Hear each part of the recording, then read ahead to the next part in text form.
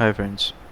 Basically आज हम लोग शुरू कर रहे हैं, इंट्रोडक्शन ही है। वैसे तो जूम ऐप से भी क्लासेस वगैरह होती रहेंगी, बट फिर भी थोड़ा सा आपको आइडिया हो जाए कि आपके क्लास 11th की इकोनॉमिक्स में जो दो बुक्स हैं, मतलब क्या उसका पार्टीशन है और क्या हमें सब्जेक्ट के अंदर पढ़ना है। ठीक है, तो मैं आपको थोड़ा समझा देता हूँ कि कैसे कैसे आपका रहेगा। हाँ जी। तो क्लास 11th के अंदर आपका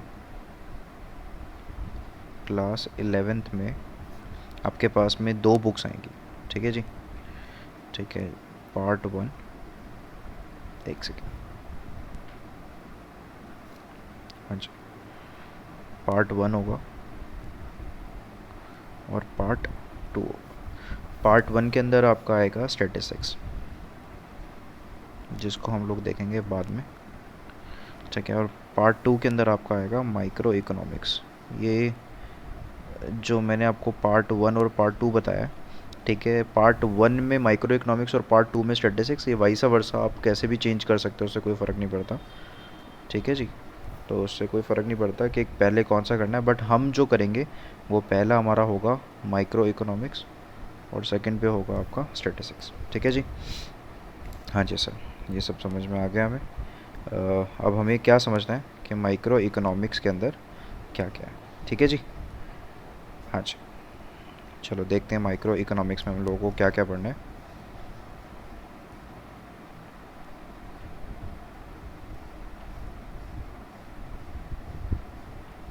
माइक्रो इकोनॉमिक्स के अंदर बेसिकली हमें कौन कौन से चैप्टर्स देखने हैं। सबसे पहले जो फर्स्ट चैप्टर होगा वो चलेगा इंट्रोडक्शन को लेकर। ठीक है जी। फिर इसके बाद में सेकंड चैप्टर आएगा आपका कंज्यूमर बिहेवियर को लेकर। मैं थोड़ा सा क्लियर कर दूँ इसको।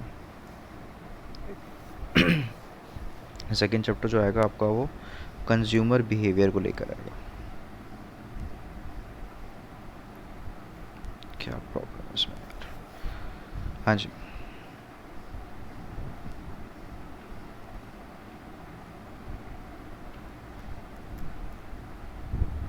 कंज्यूमर बिहेवियर को लेकर बुक्स में स्पेलिंग वगैरह है, वैसे तो कोई प्रॉब्लम नहीं आएगी। ठीक है जी। फिर उसके बाद में थर्ड चैप्टर जो आएगा आपका वो आएगा डिमांड एंड सप्लाई। फिर उसके बाद में आपका थर्ड सेकंड हो गया, थर्ड हो गया। फिर इसके बाद में फोर्थ में आएगा आपका cost and production. Cost and production. ठीक है जी। कॉस्ट एंड प्रोडक्शन के बाद में हमारा आएगा,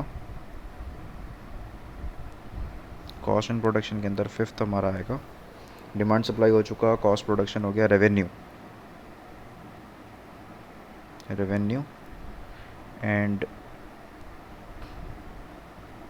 प्रोड्यूसर इक्विलिब्रियम।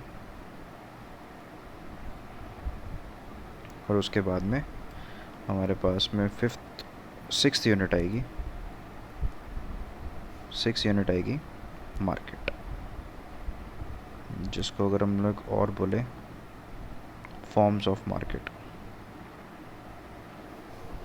ठीक है जी। हाँ जी सर। तो बेसिकली हमारे पास में 5 यूनिट है। First is introduction. फर्स्ट जो है वो हमारा इंट्रोडक्शन है। फिर उसके बाद में सेकेंड हमारा कंज्यूमर बिहेवियर, थर्ड हमारा डिमांड सप्लाई, फोर्थ हमारा cost of production, cost and production, fifth हमारा है रेवेन्यू, प्रोड्यूसर एंड इक्विलिब्रियम, और सिक्स्थ हमारा है फॉर्म्स ऑफ मार्केट। तो यही आपका माइक्रो इकोनॉमिक्स का पूरा पार्ट रहेगा, जहाँ पर ये माइक्रो इकोनॉमिक्स जो है ये आपका 50 मार्क्स की होगी, 50 मार्क्स की। ठीक है, मैं इसको और क्लियर कर देता हूँ थोड़ा सा। ये ना एक्चुअली थोड़ा सा प्रॉब्लम कर रहा है, बाकी कोई बात नहीं, धीरे धीरे आपके साथ में ये भी ठीक हो जाएगा। आपको भी आदत हो जाएगी, इसको भी आदत हो जाएगी, है ना। पहली बारी में तो सब कुछ सच नहीं सही नहीं होता बिल्कुल भी, बाकी धीरे धीरे आपको सब चीज़ की आदत हो जाएगी, ईजिली समझ में आना शुरू हो जाएगा। ठीक है जी। चले, अब इसके बाद में हमें इंट्रोडक्शन के अंदर देखना है कि इंट्रोडक्शन के अंदर क्या क्या है। ठीक है जी। हाँ जी सर। चलिए, तो इंट्रोडक्शन के अंदर अगर हम लोग बात करें माइक्रो इकोनॉमिक्स का फर्स्ट चैप्टर जो मैंने आपको बताया, जिसमें आपने पढ़ना है इंट्रोडक्शन। ठीक है जी। इंट्रोडक्शन के अंदर आपने क्या क्या पढ़ना है? इंट्रोडक्शन के अंदर आपने स्केसिटी क्या होती है, माइक्रो वर्सेस मैक्रो इकोनॉमिक्स, फिर इसके बाद में आपने पढ़ना है पॉजिटिव एंड नॉर्मेटिव इकोनॉमिक्स, फिर इसके बाद में आपने पढ़ना है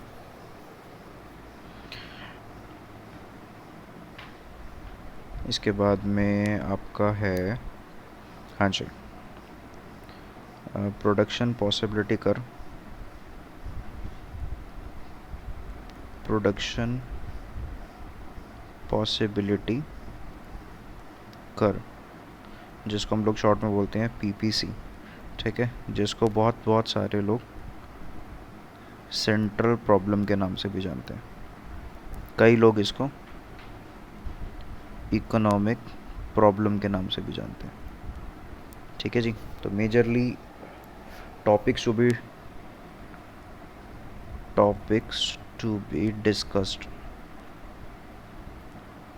ये सब टॉपिक के ऊपर हम लोगों ने बात करनी है। हाँ जी सर, थोड़ा सा एक इंट्रो दे रहा हूँ कि आपका माइक्रो इकोनॉमिक्स में है क्या क्या। माइक्रो इकोनॉमिक्स में मैंने इंट्रोडक्शन में आपको बता दिया, फर्स्ट चैप्टर के अंदर ये सब टॉपिक्स हैं। फिर उसके बाद में आपका सेकंड चैप्टर के अंदर बात करते हैं, सेकंड चैप्टर के अंदर क्या क्या आएगा। हाँ जी सर, सेकंड चैप्टर के अंदर हमें बताइए। ठीक है, एक बार आइडिया हो जाएगा सर तो फिर एक एक करके सभी टॉपिक को हम लोग पढ़ना शुरू कर देंगे। हाँ जी बच्चा, जैसे आप कहें वैसे करेंगे। दिन को दिन कहेंगे तो दिन को दिन कहेंगे, और रात को रात कहेंगे तो रात को रात कहेंगे। जैसा आप कहें वैसे बात होगी, दिन को दिन, रात को रात होगी। ठीक है जी। हाँ जी सर, डायलॉग हो गया, अब काम की बात करते हैं। सेकंड चैप्टर हमारा है कंज्यूमर इक्विलिब्रियम।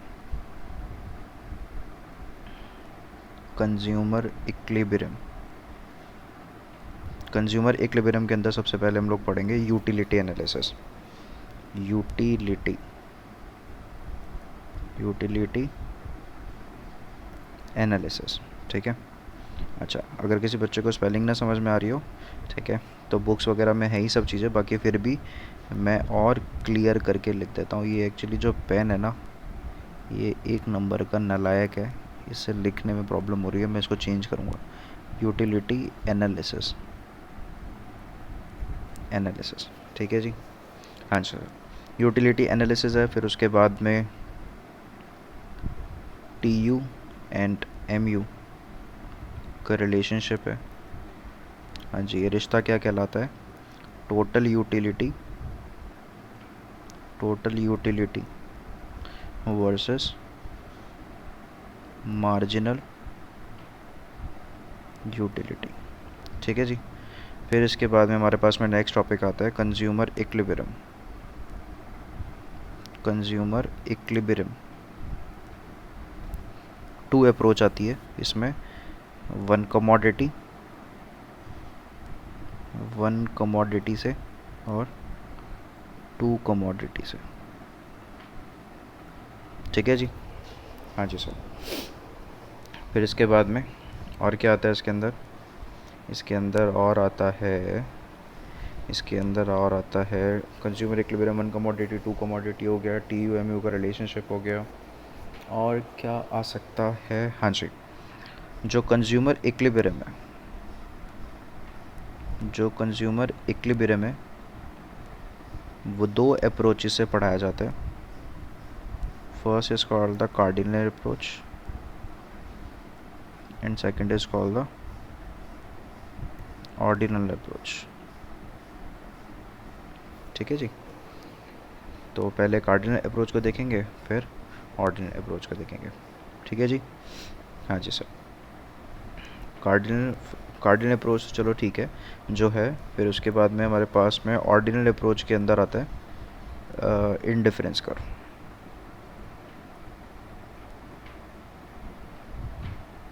इंडिफरेंस कर्व, ठीक है। तो मेजरली यही टॉपिक है हमारे सेकेंड यूनिट के अंदर। ठीक है, फिर इसके बाद में हमारे आता है थर्ड डिमांड एंड सप्लाई। फिर थर्ड आता है हमारा डिमांड एंड सप्लाई। ठीक है जी।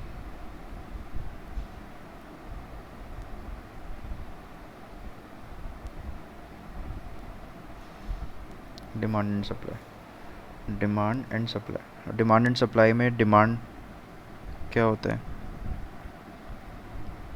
मार्केट डिमांड क्या होता है, लॉ ऑफ डिमांड क्या होता है, लॉ ऑफ डिमांड। ये हमारे फर्स्ट टॉपिक रहेंगे इंट्रोडक्शन में। ठीक है जी।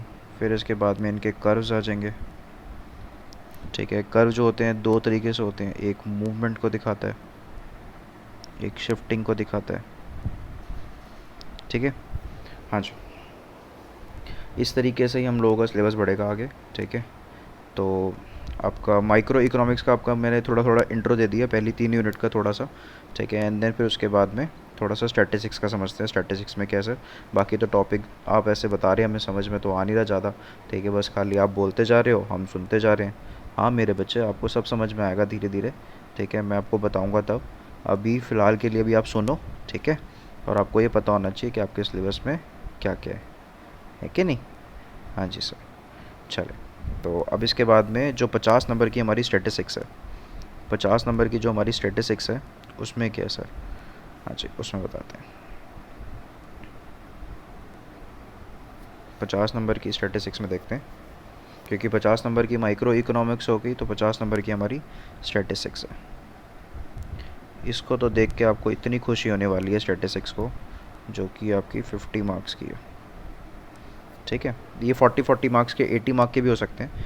ठीक है, जनरली 80 मार्क के होते हैं, 20 मार्क में इंटरनल असेसमेंट वगैरह, वाइवा वगैरह, आपकी प्रोजेक्ट फाइल वगैरह बनती है।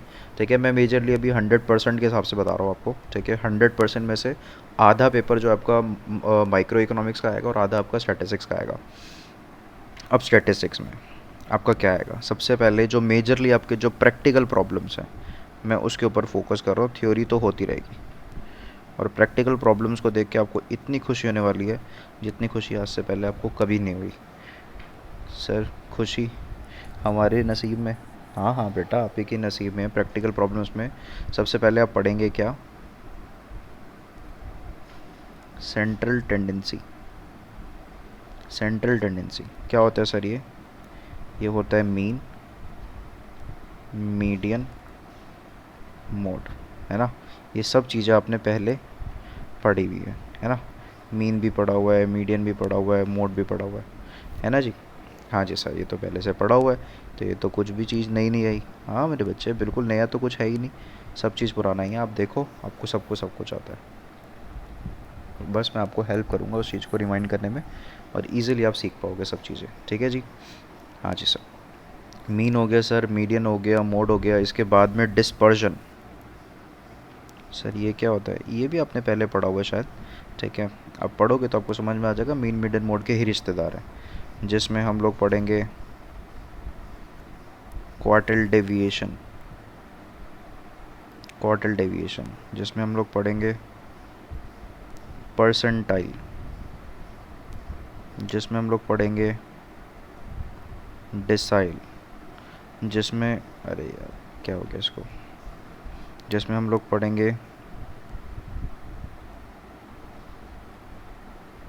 स्टैंडर्ड डेविएशन, जिसमें हम लोग एक और टॉपिक पढ़ेंगे, इसका नाम है वेरिएंस। ठीक है जी। फिर इसके बाद में और कौन सा टॉपिक है, इसके बाद में और आएगा आपका कोरिलेशन। कोरिलेशन दो मेथड से आएगा, कार्ल पियर्सन मेथड, और उसके बाद में स्पीयरमैन्स rank correlation method. स्पीयरमैन्स rank correlation method. Sir क्या बोले जा रहे हो, कुछ समझ में नहीं आ रहा। सब समझ में आएगा, एक एक क्वेश्चन समझ में आएगा, एक एक पॉइंट समझ में आएगा। ठीक है, अभी सिर्फ देखते जाओ, जब मैं इनको समझाऊंगा ना आपको दिखाओगे सर ये है, ये तो कुछ भी नहीं है, ये तो हम ऐसे ही कर लेते। शुरू शुरू में डर लग रहा था, क्योंकि अजीब से नाम थे, पहली बार सुन रहे थे। हाँ मेरे बच्चे, पहली बार के रास्ते हमेशा मुश्किल लगते हैं, बट उन रास्ते पे चलते चलते हमें वो रास्ते याद हो जाते हैं। क्या बात है, वाह वाह तो कर दो एक बार। वाह वाह सर, आवाज़ नहीं आ रही आपको, हम तो कर रहे हैं घर बैठ के। अच्छा अच्छा अच्छा, ठीक है। कोरिलेशन हो गया। कोरिलेशन के बाद में इंडेक्स मेथड। इंडेक्स मेथड के अंदर, इंडेक्स मेथड आपके, इंडेक्स में बहुत सारे मेथड आते हैं। प्रैक्टिकल प्रॉब्लम्स की बात करें तो मेजरली अगर देखा जाए तो यही आपके प्रैक्टिकल प्रॉब्लम है, जिसमें से लगभग लगभग अगर अभी तक का देखा जाए तो 50 में से, मतलब 50% जो आधा पेपर आता है, उसमें से लगभग लगभग 30 मार्क्स के आसपास में पेपर आते हैं। अपने सीनियर से पूछो, वो बताएंगे आपको। ठीक है। और कुछ थ्योरी है, थ्योरी साथ साथ होती चली जाएगी। ठीक है जी। तो इस तरीके से अगर मैं इसको समराइज़ करूँ, तो समराइज़ करके हम लोगों को जो दिख रहा है स्क्रीन पे वो ये है कि हमारे पास में क्लास 11th के अंदर, क्लास 11th के अंदर 50 नंबर के अंदर introduction, consumer behaviour, demand and supply, cost and production, revenue हमारे पास में सबसे पहले, मैं साथ साथ लिखता भी रहता हूँ। हमारे पास में इंट्रोडक्शन आएगा, हमारे पास में कंज्यूमर बिहेवियर आएगा, हमारे पास में डिमांड सप्लाई आएगा, कॉस्ट एंड प्रोडक्शन आएगा, रेवेन्यू, प्रोड्यूसर इक्विलिब्रियम आएगा, और मार्केट, फॉर्म्स ऑफ मार्केट आएगा। ठीक है जी। हाँ जी सर। इंट्रोडक्शन में मेजरली क्या क्या टॉपिक है, कंज्यूमर इक्विलिब्रियम में मेजरली क्या क्या टॉपिक है। ठीक है। टॉपिक तो चलो आते रहेंगे, उससे कोई फ़र्क नहीं पड़ता। आपको टॉपिक ये पता होना चाहिए कि आपकी जो पूरी किताब है 50 नंबर की, मतलब आधा पेपर, ठीक है, वो इन्हीं 5 यूनिट में से आएगा, 6 यूनिट में से। फिर इसके बाद में स्टैटिस्टिक्स में अगर मैं बोलूँ तो 50 में पूरा नहीं बता रहा मैं, आधा पेपर, लगभग 30 मार्क्स का जो प्रैक्टिकल प्रॉब्लम है। बच्चे हमेशा कहते हैं सर सवाल कराओ, थ्योरी में बोरियत आती है। तो थ्योरी को करेंगे हम लोग बाद में, ठीक है, उसके बारे में बाद में करेंगे। अभी फ़िलहाल के लिए जो हमारा प्रैक्टिकल प्रॉब्लम है, जो हमारा प्रैक्टिकल प्रॉब्लम है उसको देखते हैं। तो प्रैक्टिकल प्रॉब्लम में हमारे पास में सेंट्रल टेंडेंसी है, मीन मीडियन मोड, मीन है, मीडियन है, मोड है। फिर उसके बाद में क्वार्टल डेविएशन है, परसेंटाइल है, डिसाइल है, स्टैंडर्ड डेविएशन है। ठीक है। कार्ल पियर्सन है, स्पीयरमैन्स को रिलेशन मेथड, और इंडेक्स मेथड। ये लगभग आपके 30 नंबर कवर करते हैं। ठीक है जी। तो इस तरीके से आपका क्लास 11th का थोड़ा सा क्लासिफिकेशन है। होपफुली आपको ये समझ में आया होगा। बाकी अब इसके बाद में एक एक वीडियो हम लोग इसके ऊपर टॉपिक वाइज लेके आते रहेंगे। ठीक है जी। तब तक के लिए थैंक यू सो मच।